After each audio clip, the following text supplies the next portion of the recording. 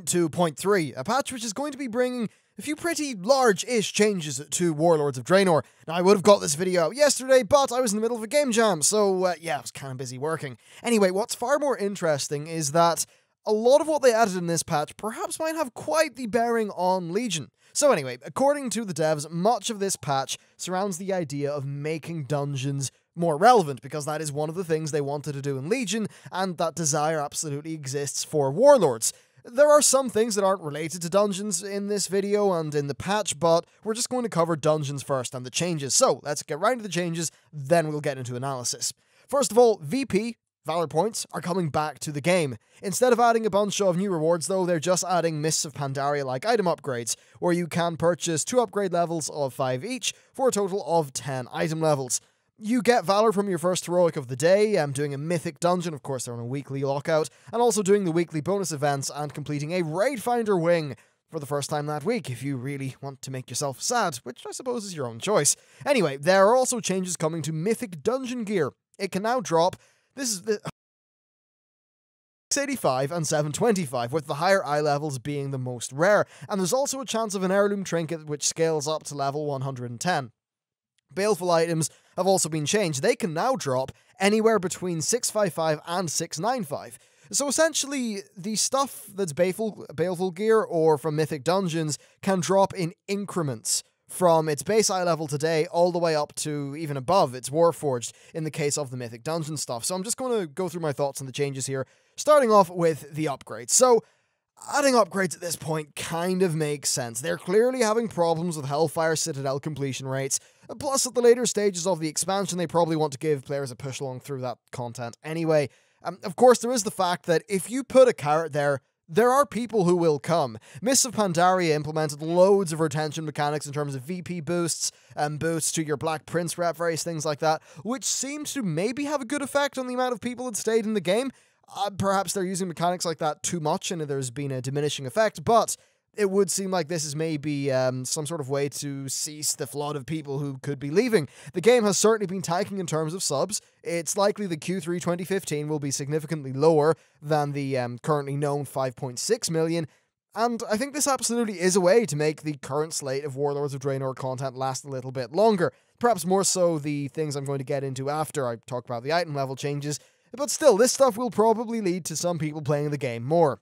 And really, like so many of the solutions we've seen Blizzard implement, it's a systems-based one and not a content-based one. Now, I know content and systems are really intertwined, but this isn't adding a new dungeon. It's not adding a new thing for you to do. It's just changing the rewards surrounding the content that you would do.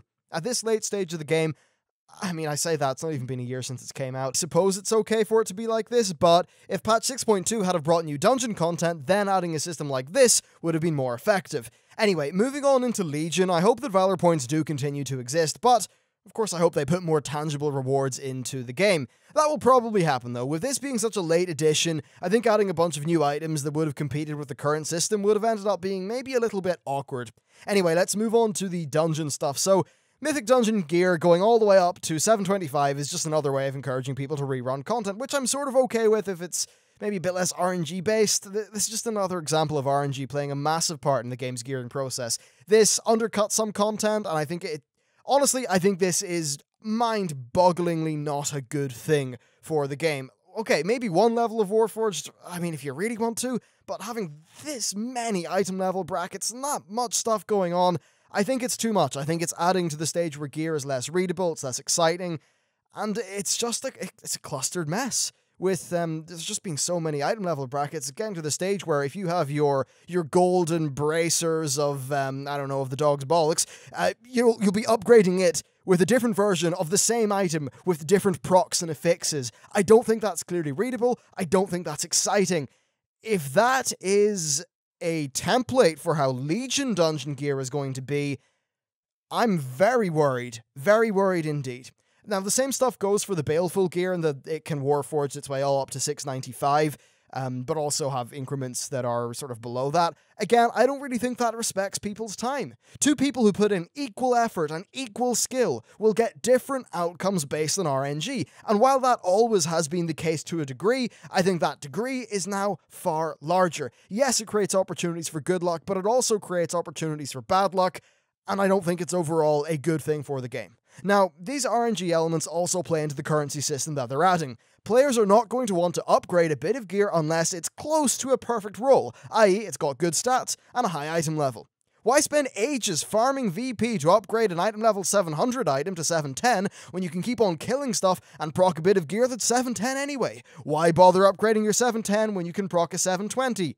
And so on and so forth. It creates this unfortunate sort of complication to how people gear up that takes away from the idea of an upgrade system just being, hey, I upgraded my gear, it's better now, I don't have to think about it, woohoo, I got a simple reward that I can just be happy about. That's no longer the case. And hell, I'm not even considering things like gem sockets. Are you going to want to put an item upgrade in something which doesn't have a gem socket? You see what I mean? Upgrading an item should be a simple, happy moment where you get your reward.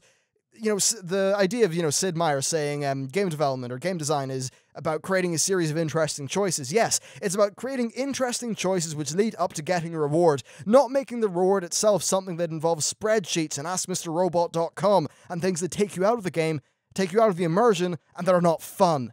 I completely despair at how they are doing some of the gearing, and if that leads into Legion, then I'm just really worried, and I don't want to have to be saying that.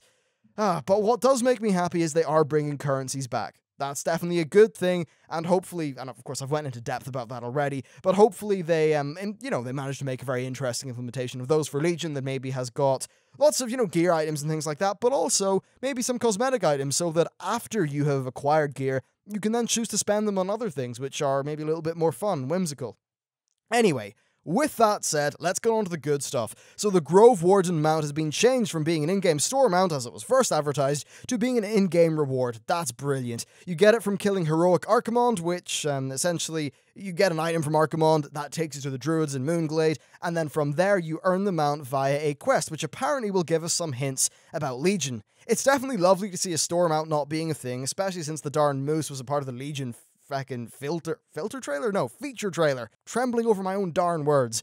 Yeah, you know what? Add too much RNG and you'll just make me go mad. I'll go into rampancy. Anyway, many people seem to be unhyped about the idea of it dropping from Heroic Archimond, but I don't really mind. As far as I'm concerned, and as far as I know, he didn't have a heroic mount anyway, so this is essentially this expansion's Kor'kron Warwolf, which makes sense. Now, it's for a limited time only, so chances are the Legion pre-patch will remove it. If you want it, probably best to start killing stuff now. And I suppose their idea is that all of the gear, the increases in your ability to get a high item level they've added in this patch are going to sort of drive people into Archimond to get that mount. Mythic is also different now. It's actually going to be cross-realm, and I think this is really good. It's a very limited community anyway. It is the vast minority, make no mistake about that. So it's great that they are able to play with each other without loads of server transfers. I think that's overall a good thing. I don't raid Mythic, so there might be a hidden pitfall that I'm not seeing, but on face value, it seems pretty good. Also, Time Walking has seen some love. Grimbatol, Stone Core, Lost City of the Tol'vir, Vortex Pinnacle, Throne of Tides, and End Time are now all available, so essentially there's going to be a Cataclysm Time Walking weekend. They've also added the Pit of Sauron and Magister's Terrace to the existing pools, which is definitely a cool addition. Also, there's a brand new mount. It's called the Infinite Time Weaver. It's an infinite dragon mount. About feckin' time, Blizzard. I think it looks really cool. I know people will complain, oh, it's using a pre-existing skeleton. I think it's a nice mount. Let's just be happy with that.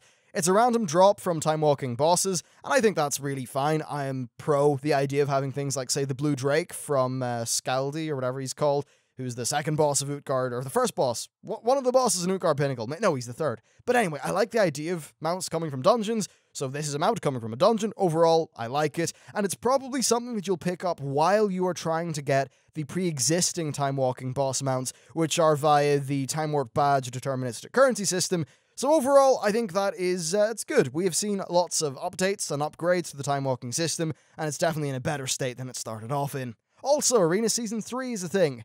Yay. Now then, this overall does squeeze more life out of the Warlords of Draenor content. Whether it will be compelling to people is up for debate. I personally might aim for getting that Grove Warden mount if my guild is up to it, but right now, past that, I think I'd rather just try out other games and maybe play as much Overwatch as I can when the beta comes out on the 27th of this month, but also that's the day Halo 5 comes out.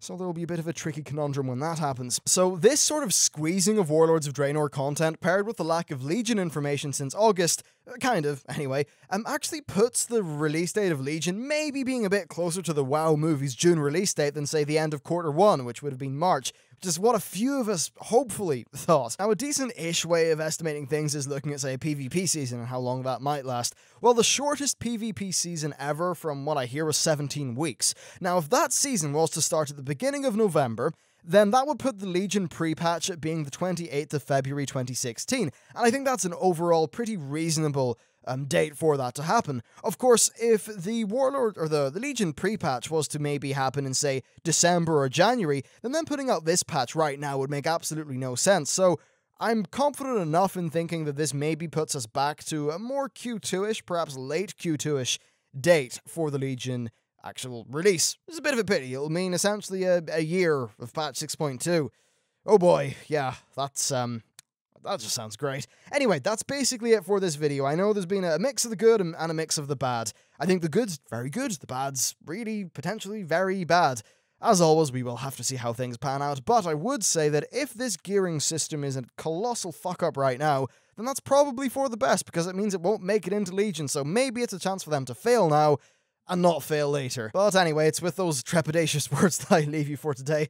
I really wish it was a purely sort of positive note, but hey, I suppose that's just the way of life. Thank you very much for watching. If you want to talk about these topics with me, then hit me up on Twitter, link in the description. And other than that, I will see you next time.